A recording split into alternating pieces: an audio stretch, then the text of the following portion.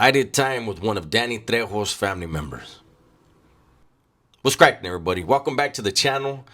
New video. So today is a 2-for-1, apparently.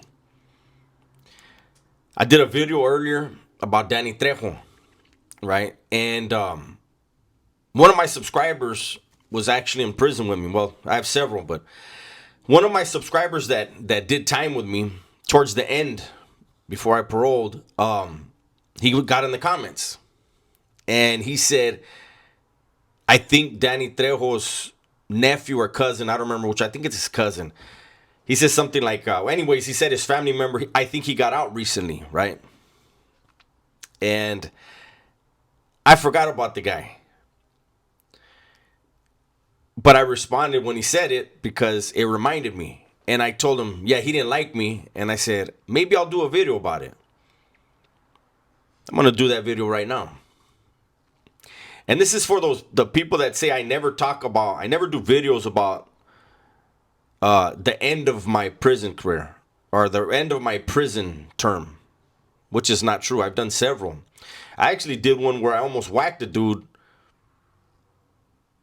less than a year and a half before I went home.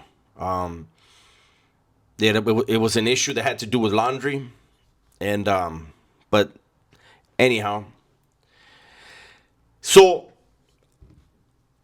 I had a camarada that worked in canteen, right? A friend of mine worked in canteen from San Diego, and one day he hits me up and he's like, "Hey, if you want to come and work in canteen, I could probably pull you in. Canteen's a plush job."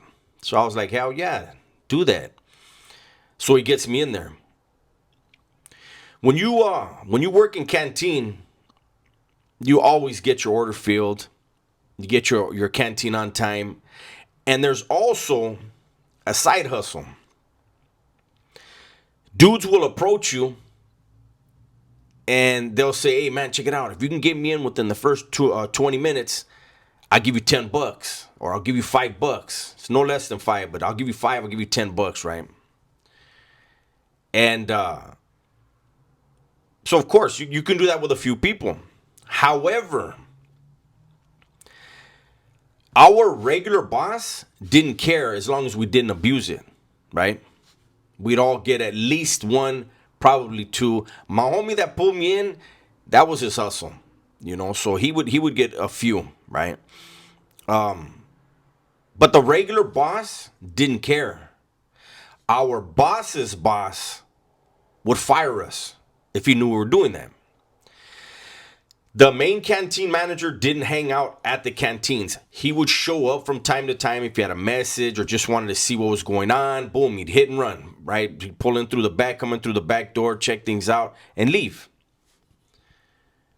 Well, one day, Gilbert was his name. This was Danny Trejo's family member. Gilbert and everybody were lining up outside, getting ready for canteen. We hadn't opened up yet. The main boss was right there. He was talking to our boss and he was talking to us. Now, my camarada from San Diego used to always get Gilbert in. Gilbert would pay him, right?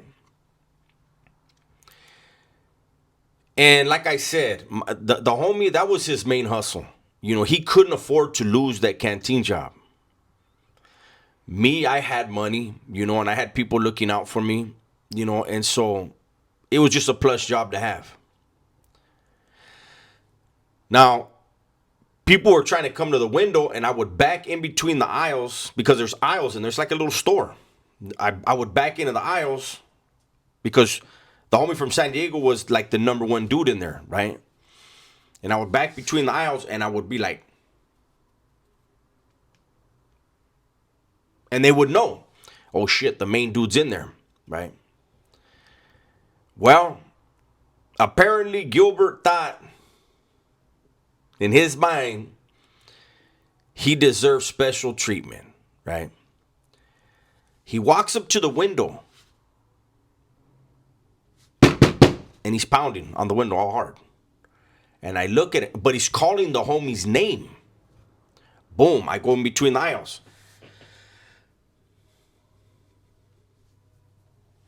And he looks at me like, and he knocks on the window again.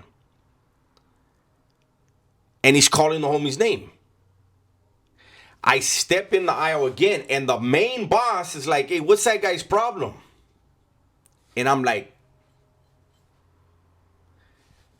and he says, man, I ain't even talking to you anyways. And I start laughing. I start laughing, right? And in the process of him, I ain't talking to you anyways. The main boss turned away for a minute, and the homie gave him like I got you, right? He walks away. He's huffing and puffing, right? And what he didn't know was we could fill 4 orders at a time. We'd have these I don't know what you would call them, man, but they're these plastic trays, right?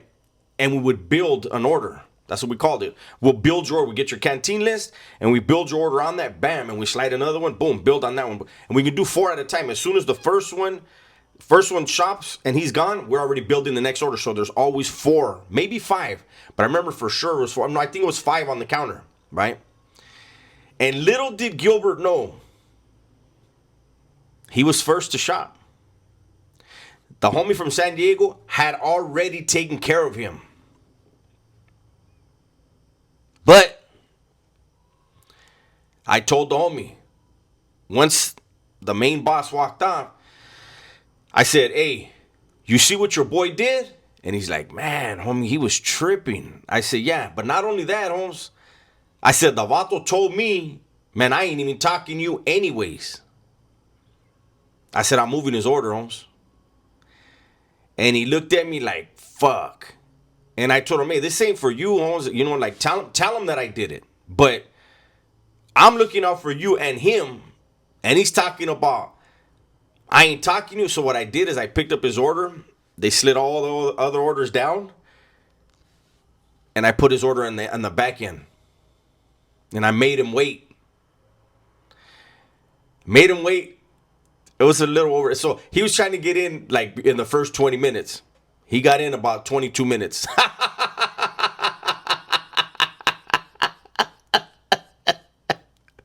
Come on, homie. And the thing was, and I told the homie from San Diego, he was an older homie. He was cool. That was my buddy, man. But I told him, listen, Holmes, for what he did, he's never going to be first again, homie. And I'm not trying to like disrespect you, but he disrespected me, and this is my way of disrespecting him back. It's petty, but he's never going to be first again. And so that's why when the homie left in the comments like, hey, I think he went home, I'm glad he did. He never bothered nobody.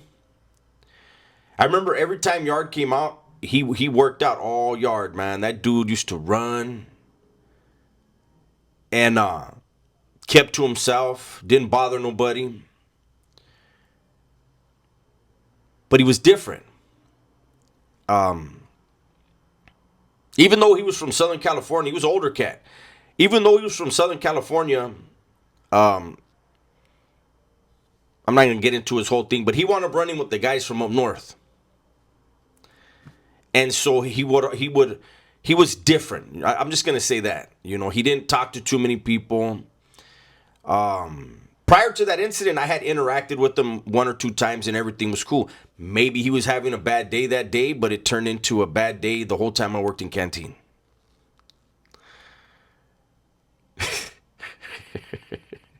What is the moral of this story? I don't like to tell a story just to tell a story and hear myself talk. But I guess the story is, don't shoot stray bullets, because they might ricochet and hit you. I hope that guy's doing well, man.